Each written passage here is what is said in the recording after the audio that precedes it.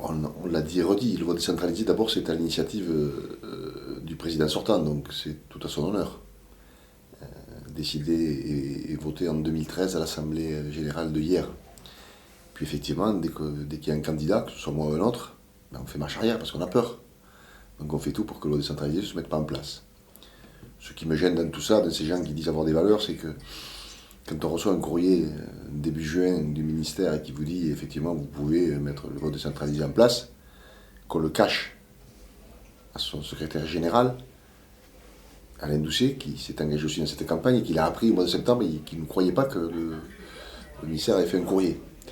Et qu'en septembre on dit non, on n'a plus le temps de le faire, je ne pense pas que ce soit, tout au moins ce n'est pas les valeurs moi que je souhaite avoir. Je préfère la transparence moi. Donc voilà, donc le vote décentralisé encore une fois ne sera pas là, mais c'est dommageable pour les clubs. Ça leur enlève tout simplement le pouvoir qui est le leur, c'est-à-dire de voter sur place. Parce qu'on peut aller voter soit au comité, mais même sur place, sur les ordinateurs, carrément de son club. Et ça, c'est la véritable démocratie.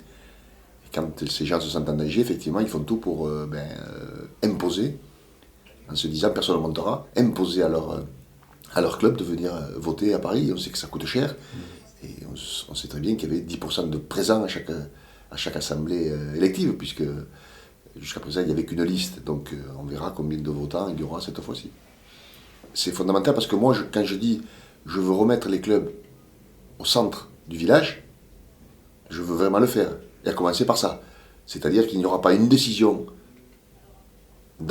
qui va gérer l'avenir du rugby français sans qu'il soit partie prenante. Je les questionnerai, je leur dirai voilà, vous appuyez, oui ou non, depuis chez vous. On ne va pas chaque fois faire une assemblée générale, monter, etc., etc.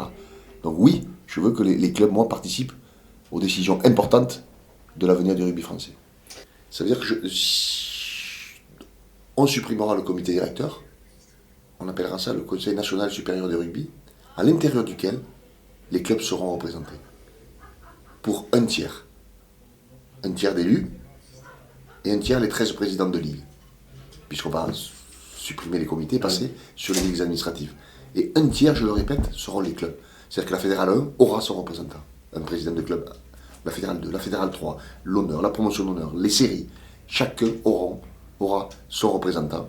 Et donc, quand on parle de mettre les clubs au centre du village, ils y seront vraiment, puis ils seront dans l'organe qui va décider et qui va prendre les décisions pour l'avenir du rugby français. Donc on ne peut pas faire plus.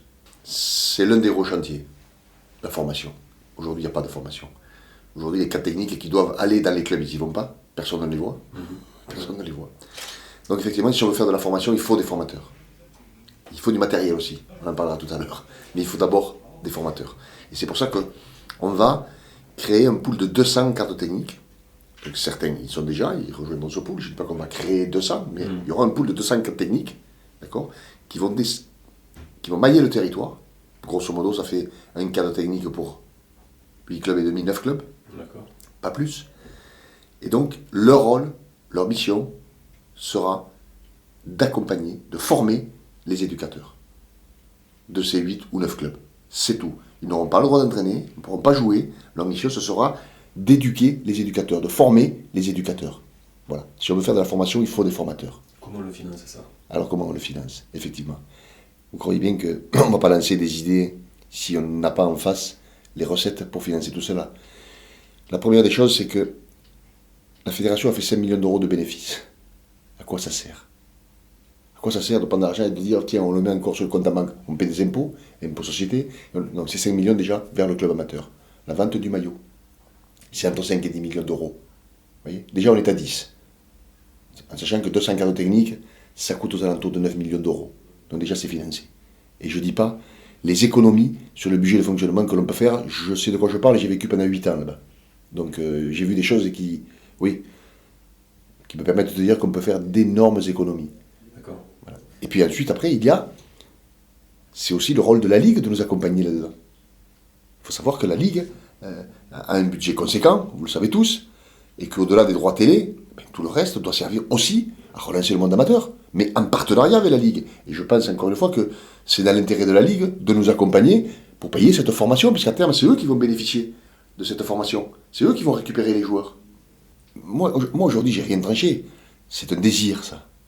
Mais ce qui se passe avec une poule de 10 ou de 11 d'élite aujourd'hui me semble quand même aussi bien, pour dire les choses comme elles sont, parce que ça prépare effectivement de suite à accéder à la Pro D2 avec des matchs de plus en plus difficiles entre eux dans cette poule d'élite. Mais là encore, je veux que les clubs soient partie intégrante de la décision. Quand je ferai la réunion du collège des clubs de Fédéral 1, je vais dire c'est quoi la meilleure solution. Et on vote. C'est aussi simple que ça. À partir du moment où il y a une logique, on vote, mais on leur demande. Vous savez, ils m'ont tous dit, on a fait une proposition il y a 2 ou 3 ans, on était 37 clubs d'accord sur 40, on nous a refusé. La fédération a dit non, c'est pas vous qui commandez, c'est nous. Je veux plus ça. Encore une fois, je veux que les hommes qui sont sur le terrain, les présidents, les éducateurs, ceux qui subissent les contraintes au quotidien, ce soit eux qui décident de comment on doit faire les choses. Voilà. Donc si jamais on ne se calque pas sur ces 13 ligues, effectivement, on n'aura pas de subvention, il y aura plein de contraintes. Donc moi je veux respecter la loi, tout simplement. Donc certains comités territoriaux ne bougeront pas, il n'y en a pas beaucoup, et d'autres vont bouger puisqu'ils vont se calquer sur les régions administratives. Mais je dirais que ces 13 ligues, pour moi, seront 13 mini-fédérations. Vous savez pourquoi? Parce que d'abord, en termes de potentiel, il y a plus d'habitants dans certaines ligues qu'en Nouvelle-Zélande. Déjà, c'est la première réponse. Je pense qu'elle parle d'elle-même. Et la deuxième chose, c'est que il faut une autonomie de ces ligues. Les contraintes qui existent dans le sud-ouest ne sont pas du tout celles qui existent en Bretagne, ou en Alsace, ou en Franche-Comté. Voilà. Moi, je veux de l'autonomie avec un objectif. Pas de contraintes qui empêchent la pratique de notre sport, notamment avec ces licences ou ces regroupements qu'on annule, etc. Je veux de la simplification, de l'autonomie pour faire en sorte que tout le monde puisse jouer. C'est ça, le credo de la fédération. Tout le monde doit pouvoir jouer. Et on n'empêche pas les jeunes de jouer parce qu'on interdit les rassemblements, etc., etc. On doit faciliter la pratique de notre sport. Ça, c'est le plus important. Et après, à l'intérieur de ces mini-fédérations, ceux qui vont avoir un rôle considérable, parce qu'ils sont à proximité des clubs, ce sont les départements. Aujourd'hui, ils n'ont aucun rôle, ils n'ont aucun moyen, ils se plaignent tous. Demain, ils seront la cheville ouvrière de la nouvelle réforme, puisque ce sont eux qui seront, je le répète, à proximité des clubs. Donc énormément de responsabilités et de missions dans les comités départementaux. C'est stupide d'empêcher ou de pénaliser une équipe senior parce qu'elle n'a pas de cadet ou parce qu'elle n'a pas de moins de 16 ou moins de 18, etc. C'est ridicule, excusez-moi. C'est ridicule, il n'y a pas d'autre mot pour moi. Voilà, on joue au rugby, point à la ligne. Arrêtons de mettre des contraintes en permanence. Moi, je veux de l'incitation. Si jamais vous respectez tout ça, peut-être qu'on va vous aider dans certaines dossiers. Si vous ne le respectez pas, on vous aidera moins. Mais on ne vous pénalisera pas. Je préfère l'incitation à la punition. Il faut des formateurs, il faut du matériel. Quand il y a 4 ballons pour 45 gamins, comprenez bien qu'on ne peut pas faire de la formation. C'est pas possible. Donc moi, ce que je propose, effectivement, c'est qu'on offre chaque année un ballon pour 5 licenciés à chaque club, ce qui fait grosso modo 80 000 ballons. Mais quand on achète 80 000 ballons, on les paie entre 5 et 10 euros. Et je pense sincèrement que c'est le rôle de la fédération d'apporter ce matériel pour faire en sorte qu'on fasse de la bonne formation.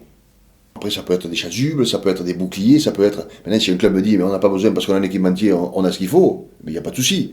Mais malheureusement, je crois que je fais le tour et je vois que c'est pas ça, quoi. Ça me semble tellement logique de valoriser le travail qui a été réalisé depuis l'enfance. C'est ça, là, c'est la reconnaissance tout simplement du monde amateur et des seus éducateurs. C'est aussi simple que ça. Donc nous on a dit sur les 3 premières années de contrat professionnel, 20% seront rétribués au club qui a formé, au prorata du nombre passé dans le nombre de clubs. C'est logique. Non, parce que tout le monde se plaint. Voilà. À 16h, tout le monde te dit, on a perdu 25% de billetterie. Or, on sait que la billetterie, plus la buvette, c'est quelque chose de très important dans le monde amateur, dans un club qui a 50 000 euros de budget, il ne peut pas se passer de ça. Donc voilà, arrêtons de leur mettre... Ou alors payons la différence. Voilà, le manque à gagner de temps, il faut leur payer. C'est toujours la même chose. Mais il faut les considérer, il faut les regarder. Aujourd'hui, le rugby commence à 12h30. Jusqu'à 19h, vous avez du rugby à la télé. Vous mettez à 12h30 sur le canapé, jusqu'à 19h, vous voyez que du rugby. Donc les gens ne vont plus dans leur village, dans leur soutenir l'équipe du village ou de la ville. Donc encore une fois, si on veut accompagner et aider le monde amateur, il ne faut pas leur mettre un match professionnel, qui plus est l'affiche du week-end, en face de en face de leurs horaires. C'est pas pensable. Qu'ils décalent à la limite à 17h30, je veux bien. Mais surtout pas entre 14h et 17h. Oui, bien sûr. Sur le projet établi par Alain, il y a beaucoup de... le postulat est le même. C'est qu'on a laissé, on a laissé et on a abandonné les clubs. C'est aussi simple que ça. Voilà, ça part de là. Et donc nous, on veut le contraire, je le répète. On veut les accompagner, on veut les aider, c'est la mission première d'une fédération. C'est l'avenir, c'est une évidence. Bon, le 7 et les féminines, on n'en parle même pas, c'est de notoriété, il faut le faire ça. C'est l'actualité. Je ne dis pas qu'on va arriver à tout faire en demandant, mais il faut le lancer, faire en sorte que ça prenne. Et pour le lancer, il faut prendre des initiatives. Voilà. Je ne dis pas qu'on va avoir 300 équipes féminines au bout de 2 ans, etc. Ne rêvons pas, mais il faut le lancer. Qu'est-ce qu'on leur propose? Aujourd'hui, c'est difficile de faire du rugby féminin. Il y a des filles qui payent la licence à 150 € et qui font 5 matchs dans l'année. Il faut le savoir. Donc tout ça n'est pas acceptable. Et même si tout n'est pas simple. Il ne faut pas croire que ce soit d'un coup de baguette magique facile. Non, c'est pas simple. Mais encore une fois, il faut tout simplement avoir la volonté. Que ce soit pour le 7, exactement la même chose. On doit avoir un championnat à 7. Voilà, c'est comme ça. C'est aux Jeux Olympiques, il faut développer. Et pas faire du bricolage comme on fait jusqu'à présent. Il faut réellement développer. Et ça passera par les clubs professionnels, c'est une évidence. C'est eux qui doivent nous aider à construire un championnat de rugby à 7. Non mais je ris parce qu'il y a quelqu'un qui a dit hier, finalement le changement c'est maintenant. Donc c'est vrai que ça m'a fait un peu sourire. Je leur dis simplement que on a beaucoup d'énergie. On a fait avancer les choses. Il faut savoir que le président sortant, lors des 2 derniers mandats, n'avait sorti aucun programme. Aucun programme. Nous, on a sorti un programme le 14 avril, ils ont été obligés d'en sortir un. Et obligés de faire le Tour de France, comme on le fait nous, parce que voilà, on a donné le ton, on a donné le rythme à cette campagne. Il fallait qu'ils le fassent. Donc on a apporté une certaine démocratie, tout simplement. Et je vois que les clubs nous écoutent, on fait ça le comble, hier c'était plein. Donc les clubs nous écoutent. Voilà. Et donc je crois qu'on a gagné ce premier combat. Apporter de la démocratie et du débat dans notre fédération, avec plusieurs listes. On le voit même dans les comités territoriaux. À l'époque, il n'y avait toujours qu'une liste. Aujourd'hui, vous avez vu ce qui s'est passé en Auvergne, vous avez vu ce qui s'est passé dans le Limousin, vous avez vu ce qui s'est passé à l'île de la Réunion, partout. Il y a plusieurs candidats. On me dit qu'il va y avoir 3 candidats en Normandie, mais c'est tant mieux. Les gens se sont aperçus, effectivement, de par le fait qu'on se soit lancé nous, ben pourquoi tout le monde dit c'est cadenassé, c'est verrouillé, mais tout ça, il faut y aller. Il faut de l'énergie, certes, et surtout de l'enthousiasme et de l'envie. C'est surtout ça qu'il faut. Voilà. C'est un métier, c'est pas un métier, c'est quelque chose de bénévole. Comme je dis, vous savez, j'étais bien payé dans le monde professionnel, j'aurais pu y rester. Le club de Toulon voulait que je reste 5 ans de plus, mais j'ai refusé, j'ai dit non, je dois aider le monde amateur à se restructurer parce qu'ils sont en train de mourir. J'ai pris cette décision-là, ça montre bien encore une fois que je suis déterminé. La solution, nous on a proposé de prendre des joueurs sous contrat pendant 6 mois, pourquoi? D'abord pour des problèmes de santé, de récupération, de préparation, de performance. C'est la première des choses. Ce qui est fait aujourd'hui pour moi, il y a du mieux, mais c'est encore du bricolage. Voilà. C'est mieux, mais il y a encore du bricolage. Un joueur international, pendant 10 mois, il est encore concerné. Et par des matchs d'équipe de France, et par des matchs de Coupe d'Europe de son club, et par des matchs de championnat de son club, même s'il ne les joue pas tous, il est toujours concerné. Nous, on veut, pendant 6 mois, on veut bien les payer, même pendant les vacances. Vous voyez à quel point on va. Parce qu'on veut gérer vraiment leur récupération et leur préparation. Et ensuite, on veut aussi se servir de ces joueurs, de ces 35 joueurs sous contrat, pour faire la promotion de notre sport. Aujourd'hui, on a de moins en moins de licenciés. Ils peuvent vous raconter ce qu'ils veulent. Nous, on y va sur le terrain depuis plus d'1 an, il y a de moins en moins de licenciés. De plus en plus de clubs qui ferment. Vous l'avez bien vu. Saint-Nazaire hier, Saint-Étienne, Montluçon. Ce sont des grandes villes quand même. Voilà, tout ça, ça ferme. Les petits clubs, ils sont à l'agonie. Qui de mieux pour faire la propagande, pour faire pour créer la notoriété de notre sport que les internationaux eux-mêmes? Mais si on les a pendant 6 mois, on pourra les envoyer en Bretagne, en Franche-Comté, etc., etc. Je ne dis pas que ce sera qu'on va les presser comme des citrons, mais de temps en temps qu'ils soient le représentant de la fédération, de l'équipe de France, dans des territoires où le rugby n'est pas le sport majeur, ce sera la plus belle des notoriétés qu'on puisse faire. Ça, c'est une évidence. Et quand on les aura pendant 6 mois, on pourra aussi travailler l'image du rugby français grâce à eux, puisqu'ils sont, comme vous le disiez, la vitrine. L'équipe de France et les joueurs de l'équipe de France sont la vitrine de notre sport.